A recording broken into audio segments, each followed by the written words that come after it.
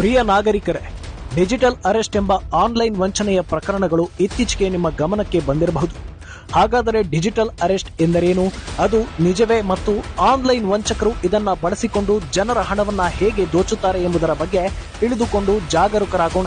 ನಿಮ್ಮ ಮೊಬೈಲ್ಗೆ IVR ಸಂಸ್ಥೆಯಿಂದ ಅಪರಿಚಿತ ವ್ಯಕ್ತಿ ಕರೆ ಮಾಡಿ ಕೊರಿಯರ್ ಕಂಪನಿ ಅಥವಾ ಕಸ್ಟಮ್ ಇಲಾಖೆಯವರು ಇಲ್ಲವೇ ಪೊಲೀಸ್ ಅಧಿಕಾರಿಗಳೆಂದು ಬಿಂಬಿಸಿ ನಿಮ್ಮನ್ನ ನಂಬಿಸಲು ಪ್ರಯತ್ನಿಸುತ್ತಾರೆ.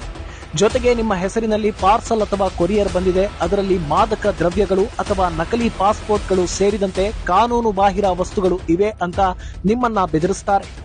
ಮುಂದುವರೆದು ಈಗಾಗಲೇ ಕದ್ದಿರುವ ನಿಮ್ಮ ವೈಯಕ್ತಿಕ ಮಾಹಿತಿಗಳಾದ ಆಧಾರ್, ಪ್ಯಾನ್ ಮತ್ತು ಬ್ಯಾಂಕ್ ಖಾತೆಯ ವಿವರಗಳನ್ನು ಹಂಚಿಕೊಂಡು ನೀವು ಬಲವಾಗಿ ನಂಬುವಂತೆ ಮಾಡುತ್ತಾರೆ ಮತ್ತು ನಿಮ್ಮ ಮೇಲಿನ ಆರೋಪಕ್ಕೆ ನಿಮ್ಮನ್ನ ಡಿಜಿಟಲ್ ಅರೆಸ್ಟ್ ಮಾಡಿದ್ದೀವಿ ಅಂತ ಹೆದರಿಸುತ್ತಾರೆ.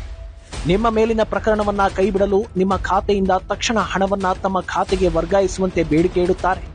ಇಂತಹ ಸಂದರ್ಭದಲ್ಲಿ ಹೆದರದೆ ಧೈರ್ಯದಿಂದ ಬೇಕಿದ್ದರೆ ನಾವೇ ಪೊಲೀಸ್ ಠಾಣೆಗೆ ಬರುತ್ತೇವೆ ಅಂತ ತಿಳಿಸಿ. ಯಾವುದೇ ಕಾರಣಕ್ಕೂ ಹಣವನ್ನ ವರ್ಗಾಯಿಸಬೇಡಿ ಜೋಕೆ, ಏಕೆಂದರೆ ಡಿಜಿಟಲ್ ಅರೆಸ್ಟ್ ಎಂಬ ಪ್ರಕ್ರಿಯೆ ನಮ್ಮ ಕಾನೂನಿನಲ್ಲಿ ಇಲ್ಲವೇ ಇಲ್ಲ. ಆದುದರಿಂದ ಇಂತಹ ಅನುಮಾನಾಸ್ಪದ ನಂಬರ್ಗಳನ್ನ ಬ್ಲಾಕ್ ಮಾಡಿ ಮತ್ತು ಕೂಡಲೇ 1930ಗೆ ಅಥವಾ ಹತ್ತಿರದ ಪೊಲೀಸ್ ಠಾಣೆಯಲ್ಲಿ ದೂರನ್ನ ಸಲ್ಲಿಸಿ. ಸದಾ ನಿಮ್ಮ ಸೇವೆಯಲ್ಲಿ ಕರ್ನಾಟಕ. ಸಂದರ್ಭದಲ್ಲಿ ಹೆದರದೆ ಧೈರ್ಯದಿಂದ ಬೇಕಿದ್ದರೆ ನಾವೇ ಪೊಲೀಸ್ ಠಾಣೆಗೆ ಬರುತ್ತೇವೆ ಅಂತ ತಿಳಿಸಿ. ಯಾವುದೇ ಕಾರಣಕ್ಕೂ ಹಣವನ್ನ ವರ್ಗಾಯಿಸಬೇಡಿ ಜೋಕೆ, ಏಕೆಂದರೆ ಡಿಜಿಟಲ್ ಅರೆಸ್ಟ್ ಎಂಬ ಪ್ರಕ್ರಿಯೆ ನಮ್ಮ ಕಾನೂನಿನಲ್ಲಿ ಇಲ್ಲವೇ ಇಲ್ಲ. ಆದುದರಿಂದ ಇಂತಹ ಅನುಮಾನಾಸ್ಪದ ನಂಬರ್ಗಳನ್ನ ಬ್ಲಾಕ್ ಮಾಡಿ ಮತ್ತು ಕೂಡಲೇ 1930ಗೆ ಅಥವಾ ಹತ್ತಿರದ ಪೊಲೀಸ್ ಠಾಣೆಯಲ್ಲಿ ದೂರನ್ನ ಸಲ್ಲಿಸಿ. ಸದಾ ನಿಮ್ಮ ಸೇವೆಯಲ್ಲಿ ಕರ್ನಾಟಕ.